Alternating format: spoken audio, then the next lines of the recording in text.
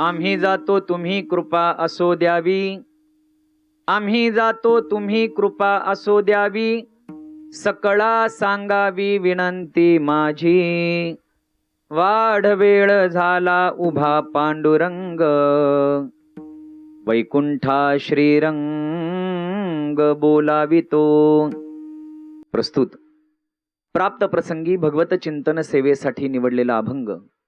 जगद्गुरु जगतवंदनीय महान भगवत भक्त संत हृदय सम्राट विश्ववंदे विश्वभूषण श्रीमंत श्री जगद्गुरु तुकाराम महाराजांचा 3 चरणाचा आपल्या स्वतःच्या निर्याणाचं यथार्थ वर्णन करणारा अभंग आहे. विठाला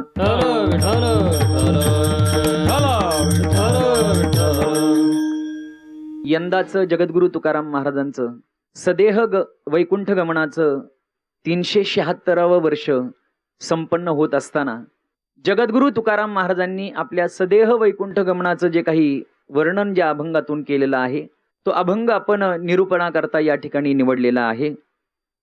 अभंगाच्या द्वारा जगद्गुरु तुकाराम महाराज जगत विलक्षण प्राप्त झालेली अनुभूती या अभंगातून सांगत आहेत. विश्वाचा मालक ब्रह्मांड नायक भगवान पंढरीश परमात्मा नेण्याकरता आलेला आहे आणि आता मी त्याच्या समवेत निघालेलो आहे. माझ्या सर्व प्रेमीजनांना माझा दंडवत सांगा, कारण खूप वेळ झालाय तो अगदी तिष्ठत वाट पाहत उभा राहिलेला आहे. आता त्याला अशा प्रकारे प्रतीक्षा करायला लावणं योग्य नाही. आता माझ्या प्राणप्रिय भगवंताबरोबर मी निघालेलो आहे. आणि अशा प्रकारे महाराज म्हणतात की अंतकाळाला भगवान परमात्म्याची कृपा माझ्यावर झाली, माझं जीवन कृतार्थ झालं आणि या देहासहित मी गुप्त झालो. अशा प्रकारचा निर्वाळा चिंतनाला घेतलेल्या अभंगातून जगद्गुरु तुकाराम महाराज सांगतात. विठाला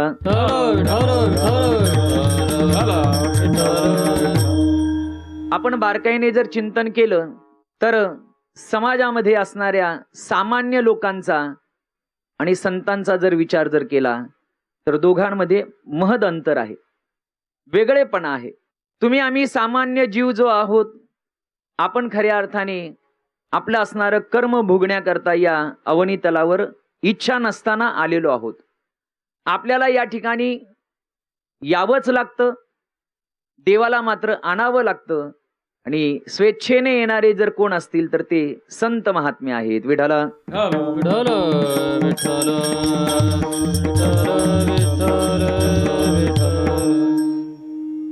जगद्गुरु तुकाराम महाराजांच्या या मृत्यूलोकामध्ये येण्याचं कारण सांगत असताना तुकाराम महाराज म्हणतात, आलो म्हणे तुका मी नामाचा धारक, नाम साधनेचा यथार्थ रूपाने प्रचार प्रसार करण्याकरता तुकाराम महाराज म्हणतात या मृत्यूलोकामध्ये मी आलेलो आहे.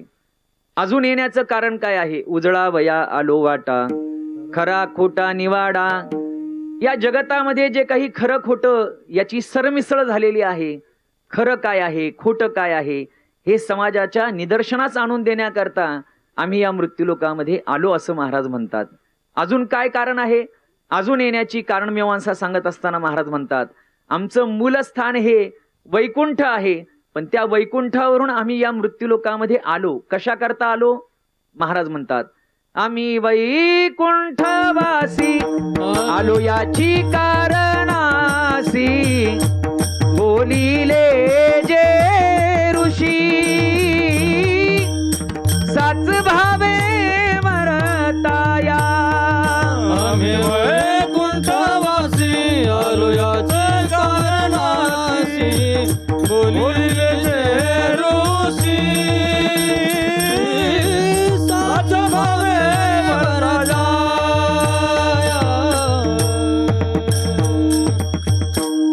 झाडू संतांचे मार्ग, आडराणे भरले जग, उच्चिष्टाचा भाग शेष उरला तो सेवू. महाराज म्हणतात की आम्ही या मृत्यूलोकामध्ये कशा करता आलो, तर ते कारण सांगत असताना महाराज म्हणतात, पूर्वसुरी असणाऱ्या महात्म्यांनी संतांनी जो मार्ग आम्हाला सांगितलेला आहे त्या मार्गाचं अनुकरण करत असताना समाजाला देखील दिग्दर्शन करण्याकरता आम्ही या मृत्यूलोकामध्ये आलेलो आहे. म्हणून तुकाराम महाराजांच्या चरित्राचा जर धांडोळा घेतला तर महाराजांचं चरित्र हे 3 विभागामध्ये आपल्याला पाहायला मिळतं. प्रपंच करणारे कुटुंब वत्सल असणारे जगद्गुरु तुकाराम महाराज, भगवत दर्शनाकरता लालायित झालेले साधकीय जीवन असणारे, साधना आरूढ असणारे जगद्गुरु तुकाराम महाराज आणि साधनेच्या द्वारा सिद्ध कोटीला, सिद्ध अवस्थेला पोहोचलेले जगद्गुरु तुकाराम महाराज, या 3 प्रकारामध्ये आपल्याला जगद्गुरु तुकाराम महाराजांच्या चरित्राचा विचार करता येऊ शकतो. प्रारंभीचा जो काळ आहे त्या काळाबद्दल बोलत असताना आपल्या कौटुंबिक आणि प्रापंचिक परिस्थितीबद्दल सांगत असताना जगद्गुरु तुकाराम महाराजांनी म्हणावं, याती शूद्र वैश्य केला व्यवसाव, आधी तो हा देव कुळपूज्य, नये बोलो परी पाळिले वचन, केली याचा प्रश्न तुम्ही संती. प्रसंग असा आहे, जगद्गुरु तुकाराम महाराज आपल्या असणाऱ्या सवंगड्यांसमवेत, आपल्या असणाऱ्या वारकरी मंडळींच्या समवेत बसलेले आहेत आणि त्या समुदायामध्ये बसल्यानंतर काही जिज्ञासू वारकऱ्यांनी महाराजांना प्रश्न केलेला आहे की महाराज, तुमचं जीवन घडलं तरी कसं ते आम्हाला कळू द्या. आम्हाला फार उत्कंठा आहे की तुमच्या जीवनामध्ये कशा प्रकारे कायापालट झालेला आहे, बदल झालेला आहे. समोर उपस्थित असणाऱ्या श्रोत्यांनी आग्रही भूमिकेतून जगद्गुरु तुकाराम महाराजांना विचारलं की महाराज, आपलं जीवन कसं घडलं. मग त्याचं उत्तर देत असताना जगद्गुरु तुकाराम महाराजांनी आपल्या गाथ्यामध्ये 21 चरणाचा असा एक मोठा अभंग रचलेला आहे. त्या अभंगामध्ये महाराज वर्णन करतात आपल्या जीवनामध्ये कशा प्रकारचा बदल घडलेला आहे, परिवर्तन घडलेलं आहे. संसारे झालो अति दुःखे दुःखी, माय बापे सेखी क्रमिलिया. संसारामध्ये अत्यंत दुःख झालं. काय दुःख झालं? अल्पवयामध्ये, बालवयामध्ये आई वडिलांच्या विराहाचं दुःख महाराजांनी पाहिलेलं आहे. वयाच्या 13व्या वर्षी संसाराची जबाबदारी आली. वयाच्या 16व्या वर्षी वडील गेले, म्हणजे बोल्होबा गेलेले आहेत. त्यानंतर आई देखील वैकुंठवासी झालेली आहे. आई वडिलांच्या विरहातून सावरत नाहीये तर मोठा असणारा बंधू सावजी, त्याची असणारी पत्नी, ती सुद्धा मरण पावलेली आहे. पत्नीच्या पाशातून सुटलो म्हणून आता संसारात रमायचं नाही, म्हणून सावजी सुद्धा देहूचा आणि या सगळ्या परिवाराचा त्याग करून सप्तपुऱ्या, 12 ज्योतिर्लिंग या ठिकाणी तीर्थयात्रेकरता जे गेले ते परत आलेच नाही. मग आता सगळ्या परिवाराची जबाबदारी जगद्गुरु तुकाराम महाराज सांभाळत आहेत. वयाच्या 21व्या वर्षी दुष्काळ पडलेला आहे. गॅझेटमध्ये देखील त्याचं वर्णन करण्यात आलेलं आहे. 21व्या वर्षी भयानक दुष्काळ पडलेला आहे आणि त्या भीषण दुष्काळामध्ये सगळ्या परिसरामध्ये वाताहत निर्माण झालेली. परिसरातील असणारी जी माणसं आहेत ती अन्नधान्य वाचून मरायला लागलेली आहेत आणि अशा परिस्थितीमध्ये समाजातील गरीब, दीन, दुःखी, गरजू लोक जर मरत असतील तर आपल्या सारख्याने त्यांना मदत करण्याकरता पुढे आलं पाहिजे.